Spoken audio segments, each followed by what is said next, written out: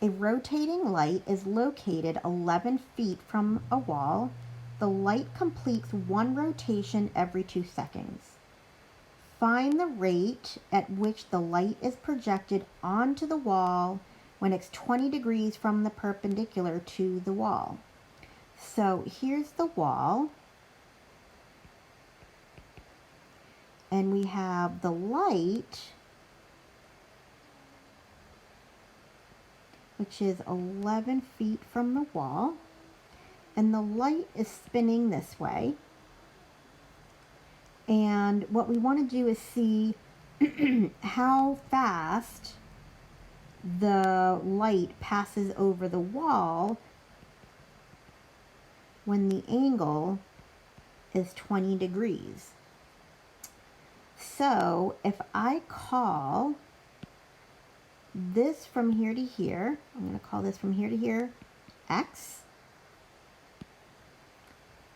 then what we're looking for is dx dt, because we want to see how fast, when it's 20 degrees, we want to see what the change in x is, how it passes along the wall.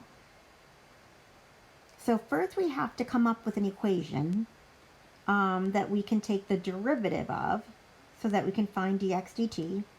And what comes to my mind right away is tangent. If I find the tangent of the angle, that's going to be opposite over adjacent, so that's x over 11. Now, if I take the derivative of this, I would have secant squared theta, and then we would have, we would have d theta dt is equal to 1/11 dx dt. Now if I multiply both sides by 11, I'll have this solved for dx dt. So I'm going to take 11 times secant squared theta times d theta dt. So we need to find and figure out what d theta dt is. And there's a big clue in the question here. It says the light completes one rotation every 2 seconds. That's not quite d theta dt, because that's based on rotation. We want to do it in terms of the angle. But we know that 2 pi is one rotation, and 2 pi, we would consider that the angle. So every 2 pi is equivalent to 2 seconds. So 2 pi divided by 2 is just pi. So if I find d theta dt, one rotation is 2 pi every 2 seconds, which would give us pi, and that's radians per second. So that's my d theta dt. So I'm going to put that in here, pi. Then we also have 11 here.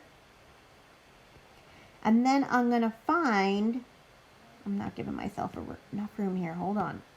Okay, so then we're going to find, let me put the 11 here, secant squared when we plug in 20. So I have secant 20 degrees, and I'm going to square that. When I multiply all that out, that's going to give me my dx dt. So on my calculator, I do not have a secant. I have a cosine though.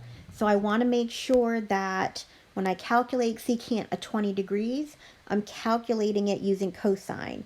I know cosine and secant are reciprocals, so I'm going to do 1 over the cosine of 20 and then square it. Now when I work all of this out, I'm going to find that dx dt is equal to 39.13550,344, and that's in feet per second. So this is our final answer right here.